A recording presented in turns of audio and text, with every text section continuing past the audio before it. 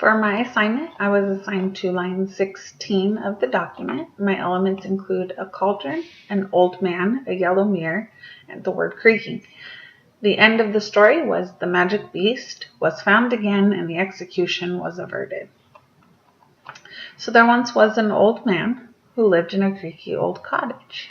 As he walked from room to room, you could hear the floors creaking under his feet. But the old man was very happy to live his modest, simple life. He lived in a magical town called Farloop, and what made this town so magical was that in the center of town there was a magical yellow mirror, which was a window into the world and a location of the magical beast. The magical beast kept order in town, and he belonged to the princess.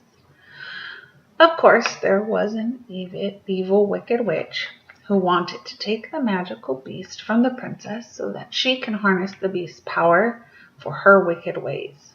One day, as the witch was passing by the old man's house, his cottage, she got an ingenious idea.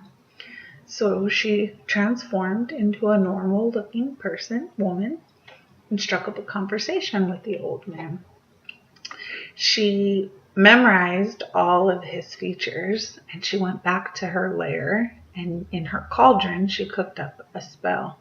This spell allowed her to transform into the image of the old man. Once she transformed, she went into town and she stole the magical yellow mirror. She forced the mirror with her spells to tell her where the magical beast lived. Once he told her, the magical mirror that is, where the beast was, she traveled and she stole the magical beast from his house with the princess and took him back to her lair. In the meantime, there was many witnesses to the theft of the mirror, and so they knew who took the magical beast, and of course it was the simple old man.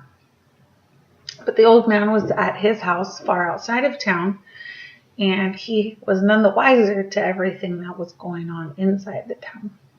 The king immediately ordered the old man to be brought into town, and he wanted him executed because the magical beast was keeping order and belonged to his daughter, the princess, and the princess was so very upset that her magical beast had disappeared and was stolen. So the townspeople went, they handcuffed the old man, and they brought him into town where they threw him into the dungeon until they can get everything sorted out and get everything ready for his execution. There was a little girl the very next day who just so happened to be walking by herself out in the area of the witch's lair. She noticed the magical beast was locked in the cage.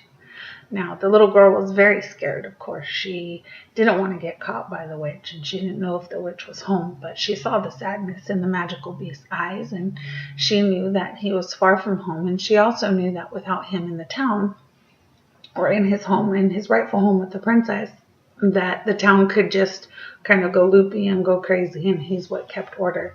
So she knew she had to be brave and she had to be courageous, and she had to go and free the magical beast, which is what she did. She went and unlocked his cage.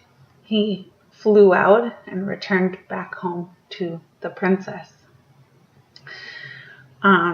Once he received his homecoming, they realized that the magic beast, of course, was found again, and the execution of the old man was averted. So he was able to live, and everybody was happy except for the witch.